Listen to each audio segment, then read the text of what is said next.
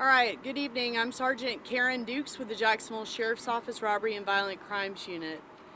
Around 4:30 this afternoon, we were made aware of an incident on 103rd Street on the west side of Jacksonville in the 6800 block.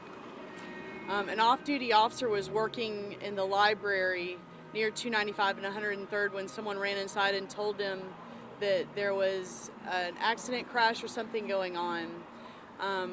Investigation revealed a 65-year-old man was sitting in his car, stopped in traffic, when an unknown person to him, unprovoked for unknown reasons, ran up on his car, jumped on top of it, started jumping up and down. He reached inside the victim's car, the window was down, and he snatched the elderly man out and started beating him.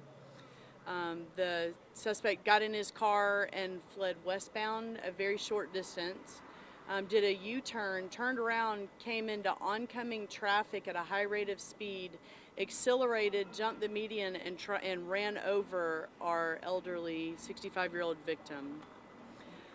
We had several citizens in the area that were witnesses to this incident that tried to intervene to protect the victim in this case. The suspect wrecked the victim's car, and it's in a ditch right now, disabled. The suspect got out of the car and started fleeing on foot, and again, the citizens of Jacksonville took action, and they detained him while someone went to get an off-duty officer for help. Some of the other citizens were calling 911. Jacksonville Fire Rescue arrived on scene. They took our elderly victim to a local hospital. He is being treated for non-life-threatening injuries.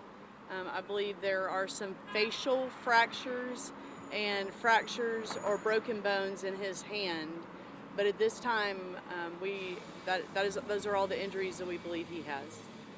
So we do have the subject responsible for this in custody. He'll be going downtown to be interviewed, and we're continuing our investigation from there. Do y'all have any questions? How old was that suspect?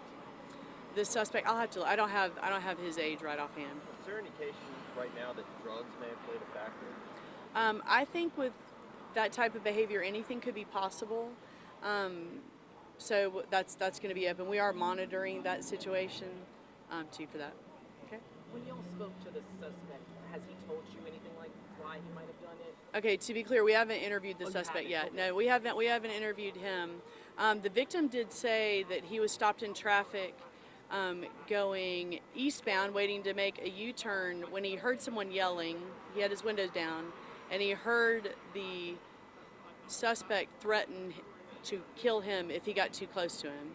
So he said, I had my sunglasses on, I didn't make eye contact, I did a big U-turn, and then he ran through traffic and caught up to him at the next light. So, we're not really sure what set the suspect off on this situation. But all right, any other questions? So, is it safe to say that the suspect was trying to steal his car, or was he maybe retaliating?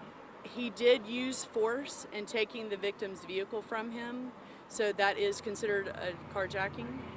And there's also an attempt where he tried to ran him over. A car is a deadly weapon, and so that's going to be treated very seriously as well. What charges did he face? Up to attempted murder. A car is a deadly weapon, and running over a 65-year-old person that's already injured and wounded is it's very dangerous. And then is the suspect in the back of the vehicle over there? Or is there someone He in is the being back? detained, yes, right now. Okay. Yes, sir. Yeah. All right, any other questions? How many accounts will he be held for because there was so many victims?